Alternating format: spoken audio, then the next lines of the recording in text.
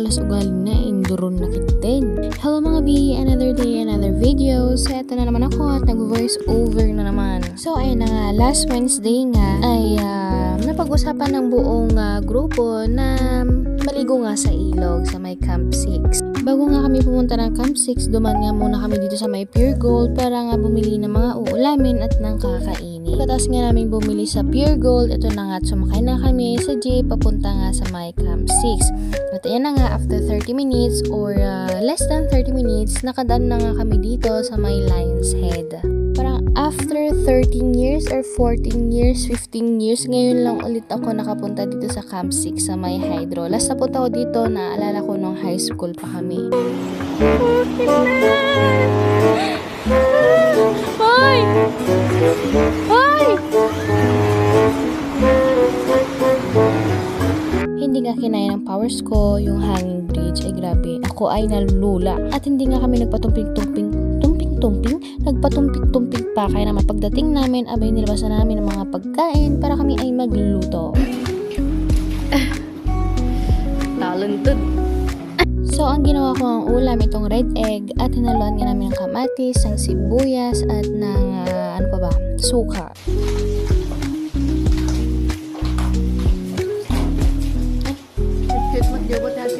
Ayaw, di ba? Pagdita nga po, amamon. Huwag naman kayo, nakakatawa din ako, malapit ako. 20.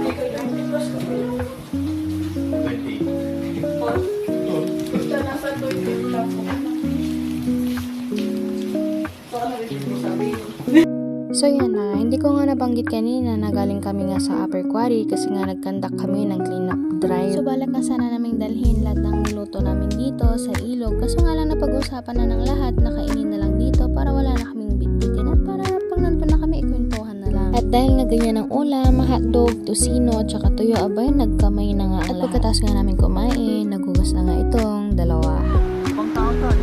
Sexy!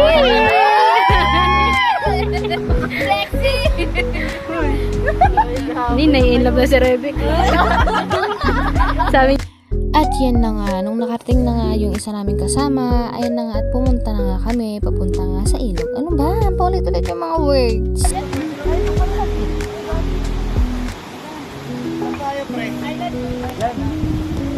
Ay, nagdadumot na. Pagdating nga namin sa ilog, may nahanap na kaming spot. Maganda na sana. Kaso nga lang, may nag-warning sa amin ng mga bata na mayroon nga mga ahas doon. Kaya naman lumipat kami sa may mas magandang spot, syempre. At dito nga kami pumwesto at ang ganda nga ng upo ni Auntie ni Olivia. Aba, kalain mo doon ni York. Wala, namin kita. 1, 2, 3. 1, 2, 3. At nung mga oras nga na ito ay umaambon, kaya naman hindi kami agad nakaligo dahil nga sobrang lamig ng tubig.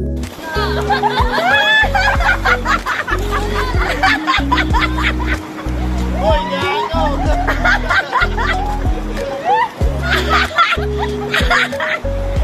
Tangaya, sa graduation ko, dito may day ko.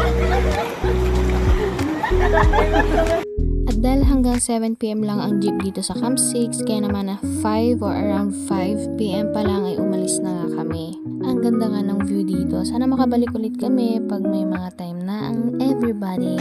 Lumayo ka. Lumayo ka. Ikaw yung lumayo. Ayaw, di ba? Huwag ka kasing tumitingin. 1, 2, 3. Basta is mo na. Paano to i-capture? Ay, ito. 1, 2, 3. 1, 2, 3. 1, 2, 3. Dito nga kami sa may church nila Geraldine nagstay at ang bait niya ng mama at saka papa niya. So before nga kami umalis, pinagkape nga muna kami dito.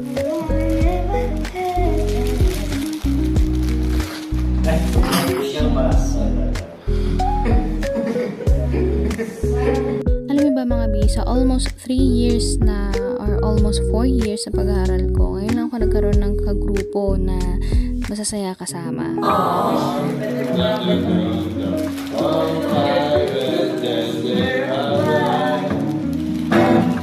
So ayan, nagstay nga muna kami dito saglit dahil yung iba nga ay medyo inaantok na, no? Kasi medyo tipsy, charisa. Wow, magalang pala kayo, ha?